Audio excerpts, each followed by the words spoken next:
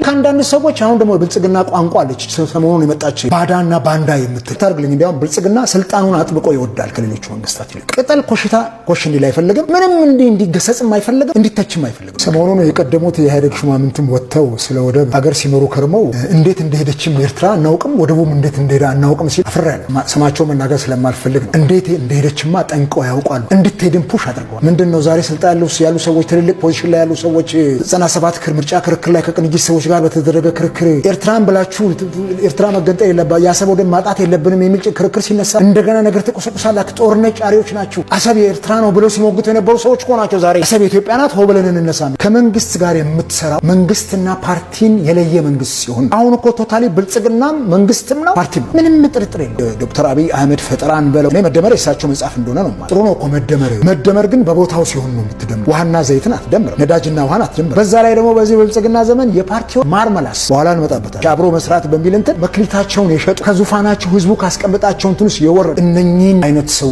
ፓርቲዎች ሲኖሩ ተስፋ ቆረጠ ህዝቡ። አሁን እኮ ምንም ወሬው የለም፣ በጆሮ አጠገብ የሚያልፍ ወሬ የለም፣ የምርጫ ሽታውም የለም፣ ሚዲያም ላይ የለም። እንደው እናንተ አሁን አነሳችሁት የመንግስት ሚዲያዎች አሁን ስለ ምርጫ ያወራሉ እንዴ? እያወሩ እኮ አይደለም። በጣም ብዙ መነገር አለበት። አለመታደል ሆኖ እኛ ኢትዮጵያ እንደ አለመታደል ሆኖ የሀገራችንን ምርጫ አስመስለን ዲሞክራሲያዊ ምርጫ አስመስለን መንግስታችንን ወደ ሰፊ ሆኖ ምህዳሩን አስፍቶት ብንሰራ የአሜሪካንን የምርጫ ሂደት አንናፍቅም ነበር። ዛሬ እኮ እነ ትራምፕ ሲመረጡ አይናችንን ቴሌቪዥን ላይ አጨንቁረን ያንን እናፍቃለን። የሚገርመው እዚህ እኮ የኛ ሀገር ምርጫ ተስፋ ቆርጠንበታልና እኔ የምርጫ አውዱም ድባቡም አሁን ያለ አይመስልም። እንግዲህ ያው ብልጽግናን አጅቦ ቤተ መንግስት ለማስገባት ከሆነ ይደረግ። ነገር ግን ሪሊ እንደው ስልጣን የሚረከብ አቅም ያለው ድርጅት ፓርቲ እንኳን ባይኖር ኢትዮጵያ ውስጥ ሪሊ ቡራቡሬ ይሆናል ወይ ፓርላማው አትሊስት እንደ 97ቱ ምናምን የተቃውሞ ድምጽ የሚስተጋባበት ይሆናል ወይ የሚለው ነገር ቢታሰብ ጉዳይ አይደለም አሁን ባለው። በዛ ላይ ደግሞ በዚህ ብልጽግና ዘመን የፓርቲዎች ማርመላስ በኋላ እንመጣበታለን አብሮ መስራት በሚልም ከመክሊታቸውን የሸጡ ከዙፋናቸው ህዝቡ ካስቀምጣቸው እንትንስ የወረዱ እነኚህን አይነት ሰው ፓርቲዎች ሲኖሩ ተስፋ ቆረጠ ህዝቡ። ሰባተኛው ምርጫ እንዳያማ ጥራው እንዳይበላ ግፋው አይነት ነገር ነው የሚታየው። ፓርቲዎችም ፐርሰናሊም በፓርቲም በግልም እምነት የለኝም በምርጫ ቦርድ ላይ። ምርጫ ቦርድ ፍጹም ገለልተኛ ተቋም ሆኖ መቆም እንዳለበት እናል። ምርጫ ቦርድ ብቻ አይደለም፣ በርካታ የዲሞክራሲ ተቋማት የፍትህ ተቋማት ገለልተኛ ሆነው ነው መቆም ያለባቸው። ሪሊ ከገዢው ፓርቲ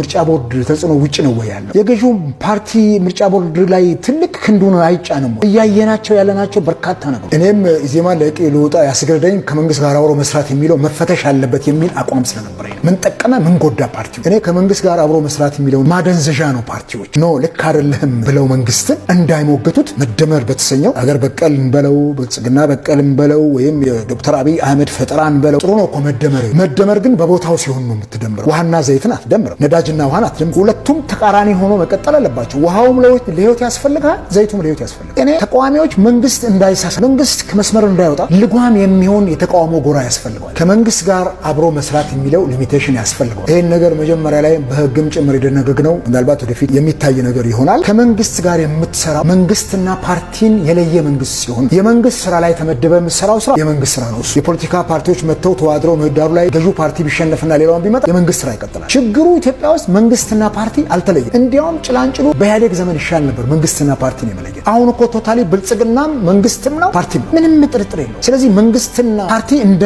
ብልጽግና ዘመን ደግሞ በቃ እዛ አንድ ላይ የተጨፈለቁበት ዘመን የለም። አሁን ባለው ሁኔታ አገሪቱ በዚህ ውጥረት ውስጥ ሆና እንደገና ይሄ ምርጫ ደግሞ በሰላማዊ መልኩ ማካሄድ የማይቻል ከሆነ ምርጫው ራሱ የሚያሳድረው ተጽዕኖ ሰላሙ ላይ እጅግ ከፍተኛ ነው። በእንቅርት ላይ ጆሮ ደግፍ እንደሚባለውና ይሄንን አስቻይ ሁኔታ የለም። አሁን ኢትዮጵያ ውስጥ የጸጥታውና የሰላሙ ጉዳይ አሳሳቢ ነው። መንግስት ራሱ በየቀኑ ስለሚያሳስበው አይደለም ወይ በዶርና በታንክ በመድፍ ጭምር የተወጋ አይደል? እነዚህ ሁኔታዎች ባሉበት በዶርና በታንክ ታጅበው ነው ወይ አሁን ምርጫ ኮሮጆ በየቦታው ስራይቶ የመንግስት ባለስልጣናት እኮ በየቦታው በተለይ ግጭቶቹ ጦርነቶቹ ባሉበት ኤሪያ ላይ የሚንቀሳቀሱት በከፍተኛ አጀብ ነው አይደል? ከጠቅላይ ሚኒስትሩ ጀምሮ በዛ መልኩ አጀብ ነው ወይ ምርጫ የሚደረገው? ይቻላል ወይ በዛ አጀብ? ስማ የኢትዮጵያ ባንዲራና የኢትዮጵያ ስም አጀንዳ ሆኖ በቀረበበት ሁኔታ የሽግግር መንግስት አጀንዳ የማይሆንበት ምንድን ነው? ዘመን ተሻግሮ የመጣ ኢትዮጵያዊነትን በከፍታ ማማ ላይ ያወጡ አይነኬ የሆኑ ቅርሶች እያሉን እነሱን ለአጀንዳ አቅርበን ለምንድን ነው የሽግግር መንግስት አጀንዳ የማይቀር? ካለፈ ያልፋል፣ ህዝብ ከፈቀደ ህዝብ ካልፈቀደ ደግሞ አይቀርም። የሚያስጮህ ነገር በኢትዮጵያ ፖለቲካ ውስጥ ዛሬም አቋሜ ሳይወዠቅ የምቀጥለው በኢትዮጵያዊነት ጉዳይ ላይ ስታንድ ስላለኝ እቺ ሀገር ለዜጎቿ የምትመች ምትሆን በተለይ በምርጫ ፖለቲካ መንግስት ቀይረን በሞት ጉዳይ አይደለም ብላል። በጣም ብዙ ሚዲያ 61 ዓመት ይንጀል ጉዳይ አይደለም። የሚገርም ጉዳይ አይደለም። አሁን ስለ ህይወት እቺ ሀገር በምርጫ ፖለቲካ መቀየር ጀምራ መንግስት ይሄን በማሰብ ከዶክተር አብይም የተሻለ እንትን አለኝ ብዬ አስባለሁ። ይቅርታ አድርግልኝ።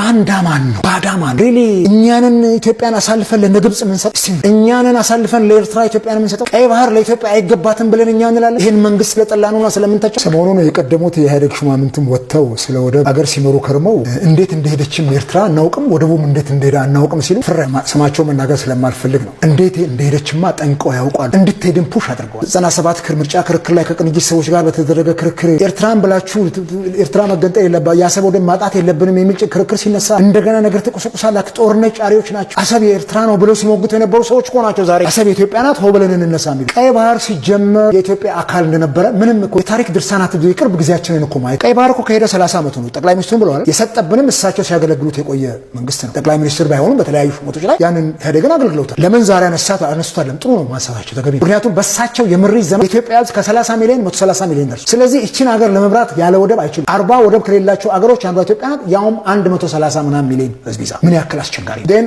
አንቆ ሲይዘው መንግስትን ጥያቄ ነው ያነሳው። ትናንትና ግን እንደ ቀልድ እንደ ዋዛ ጠቅላይ ሚኒስትር መለስም በወቅቱ ወደብ ሸቀጥ ነው እንገዛዋለን ምን ችግር አለ ግመሎቻቸውን ያጠጡበት እያሉ የፎከሩበት ወደብ ዛሬ እጅግራችንን አስረናል። ከዚህ አንጻር ቀይ ባህር የኢትዮጵያ የግዛት ክልል ነው።